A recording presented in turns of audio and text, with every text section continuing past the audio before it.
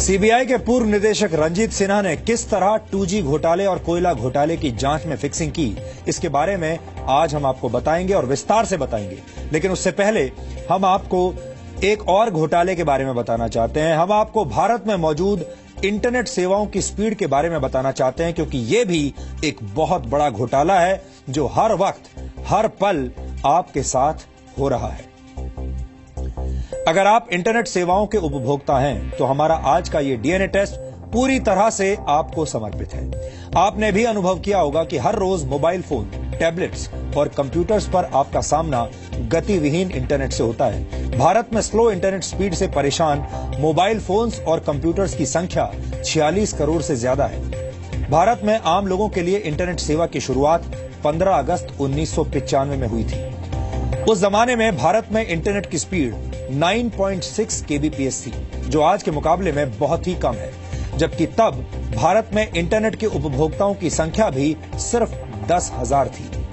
ये संख्या भी आज के मुकाबले ना के बराबर थी, लेकिन आपको इस बात का अफसोस जरूर होता होगा कि 21 वर्ष बीत जाने के बाद भी भारत में इंटरनेट की स्पीड उस जादुई गति से नहीं बढ़ पाई जिसकी उम्मीद की जा रही थी, या जिस जादुई गति से हमारे यहाँ इंटरनेट बेचने वाली कंपनियों के मुनाफे बढ़े हैं।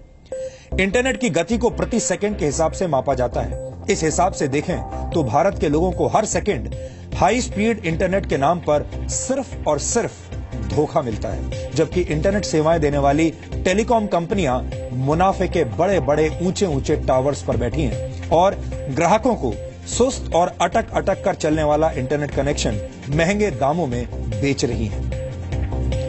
दुनिया भर में इंटरनेट की स्पीड पर रिसर्च करने वाली कंपनी एक्माई टेक्नोलॉजीज के मुताबिक भारत में इंटरनेट की औसत स्पीड 3.5 Mbps है। इस हिसाब से इंटरनेट स्पीड के मामले में भारत की ग्लोबल रैंकिंग 114 है, जबकि भारत में पीक कनेक्शन स्पीड 25 Mbps है। आपको लग रहा होगा कि ये तो बहुत ज्यादा है, लेकिन हम आपको बता दें कि इस मामले में भी भारत दुनिया में 104वें नंबर पर है। सिंगापुर में पीक कनेक्शन स्पीड 146 Mbps के आसपास है, यानी भारत के मुकाबले 6 गुना ज्यादा। बेहतर इंटरनेट स्पीड के मामले में श्रीलंका, मलेशिया, इंडोनेशिया और वियतनाम जैसे देश भी भारत से काफी आगे हैं। भारत में मोबाइल फोन सब्सक्राइबर्स की संख्या 100 करोड़ से ज्यादा है। अगर इन कनेक्शंस को भारत की आबादी में बराबरी से बांट दिया जाए तो आप कह सकते हैं कि भारत की करीब 80% आबादी के पास मोबाइल फोन कनेक्शन है। फेसबुक की एक नई स्टडी में यह दावा किया गया है कि अगर भारत में हर व्यक्ति की पहुंच इंटरनेट तक हो जाए तो भारत की अर्थव्यवस्था को 67 लाख करोड़ रुपए का फायदा होगा। इस स्टडी के मुताबिक भारत में इस वक्त करीब 46 करोड़ लोगों की पहुंच इंटरनेट तक है और इनमें से करीब 37 करोड़ लोग मोबाइल फोन पर इंटरनेट का इस्तेमाल करते हैं। स्टडी में कहा गया है कि अगर मोबाइल फोन कंपनियां डेटा प्लान्स के दामों में 66% की कटौती कर दें, 66% की कटौती कर दें, तो भारत के हर 5 में से 4 व्यक्ति इंटरनेट का इस्तेमाल कर पाएंगे।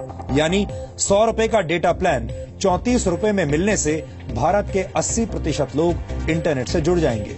रिपोर्ट में कहा गया है कि भारत में 70% मोबाइल फोन उपभोक्ता 2G नेटवर्क का इस्तेमाल करते हैं। स्टडी में यह भी पता लगा कि कंपनियों के लिए 2G नेटवर्क पर सेवाएं देना अब फायदे का सौदा नहीं रहा। टेलीकॉम कंपनियों को सबसे ज्यादा कमाई 3G या 4G नेटवर्क पर इस्तेमाल होने वाले डेटा से होती है और इसीलिए ये टेलीकॉम कंपनियां आप पर जोर डालती हैं कि आप 3G या 4G सेवाओं को ही खरीदें। एक अनुमान के मुताबिक मोबाइल फोन पर इंटरनेट इस्तेमाल करने वाले 37 करोड़ लोगों में से करीब 12 करोड़ लोग 3G और 4G सेवाओं का इस्तेमाल करते हैं। वर्ष 2018 तक ये आंकड़ा बढ़कर 30 करोड़ हो जाएगा, जिनमें से 9 करोड़ लोग 4G सेवाओं का इस्तेमाल कर रहे होंगे। लेकिन सबसे बड़ी परेशानी और दिक्कत यह है कि 3G और 4G का सबसे बड़ा मार्केट बन जाने के बाद भी भारत में हाई स्पीड इंटरनेट के दर्शन दुर्लभ हैं। मोबाइल फोन पर स्लो इंटरनेट की समस्या से बचने के लिए कई लोग अपने घरों में ब्रॉडबैंड सर्विस का इस्तेमाल करते हैं, लेकिन आपको जानकर हैरानी होगी कि विकसित देशों से तुलना करें तो भारत में ब्रॉडबैंड जैसी कोई चीज है ही नहीं। अमेरिका के फेडरल कम्युनिकेशंस कमीशन ने ब्रॉडबैंड के लिए 25 Mbps की स्पीड का बेंचमार्क तय किया है, जबकि भारत में 512 kbps की स्पीड को ब्रॉडबैंड का बेंचमार्क माना जाता है। यानी भारत के करीब 8 करोड़ ब्रॉडबैंड उपभोक्ताओं को अमेरिका के मुकाबले 50 गुना कम इंटरनेट स्पीड मिल रही है, और वो भी ब्रॉडबैंड के नाम पर। अब आप समझ गए होंगे कि टेलीकॉम सेक्टर की कंपनियां किस तरह सिर्फ मार्केटिंग के दम पर पूरे देश को बिना स्पीड वाली 4G और ब्रॉडबैंड सेवाएं बेचने की कोशिश कर रही हैं। यानी आपको जो सेवाएं ब्रॉडबैंड का नाम देकर दी जा रही हैं, असल में वो ब्रॉडबैंड है ही नहीं। और ये सब आपकी आंखों के सामने हो रहा है, और सबसे बड़ी परेशानी यह है कि इसमें कोई कुछ नहीं कर पा रहा। इसलिए हमने भारत के 46 करोड़ लोगों के साथ हर सेकंड हो रहे इंटरनेट स्पीड घोटाले पर आज एक डीएनए टेस्ट किया है, जो आपको समर्पित है। हमारा मानना है कि जब तक भारत में इंटरनेट स्पीड को गंभीरता से नहीं लिया जाएगा, तब तक भारत विकास के बफरिंग मोड से बाहर नहीं आ पाएगा। पैसे देकर अच्छी इंटरनेट स्पीड हासिल करना इंटरनेट उपभोक्ताओं का बुनियादी हक है, उनका अधिकार है, और हम सबको मिलकर इसके लिए आवाज उठानी होगी।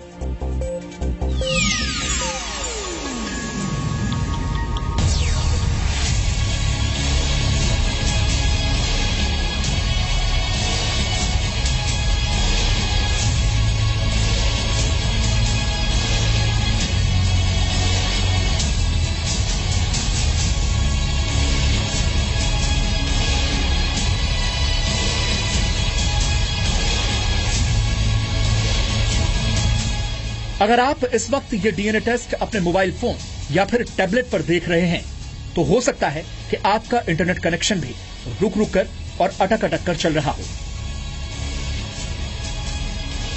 स्लो इंटरनेट स्पीड की वजह से गर्दन झटक झटक कर परेशान हो चुके भारत के लोगों को ये समझ नहीं आता कि भारत में इंटरनेट स्पीड पकड़ने से पहले ही पिंड छुड़ाकर भागने क्यों लगता है।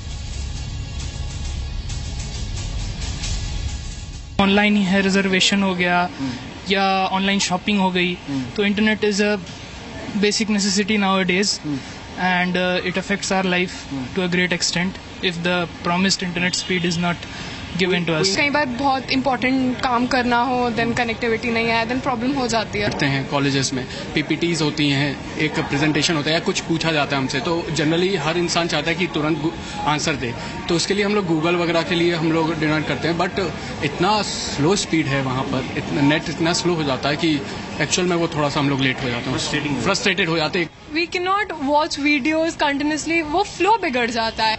I do need to use a lot of webcasts and all that, but it doesn't catch up to that level at home as well. दुनिया भर के देशों में इंटरनेट स्पीड का लेखा जोखा रखने वाली AKMI टेक्नोलॉजीज के मुताबिक इंटरनेट स्पीड के मामले में भारत 114वें नंबर पर है।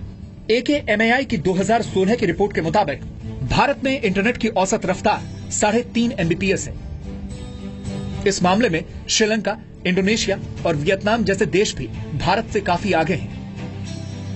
साउथ कोरिया के लोगों को पूरी दुनिया के मुकाबले सबसे तेज गति से चलने वाला इंटरनेट हासिल है। साउथ कोरिया में इंटरनेट कनेक्शन की औसत स्पीड 29 मेगाबाइट पर सेकंड है,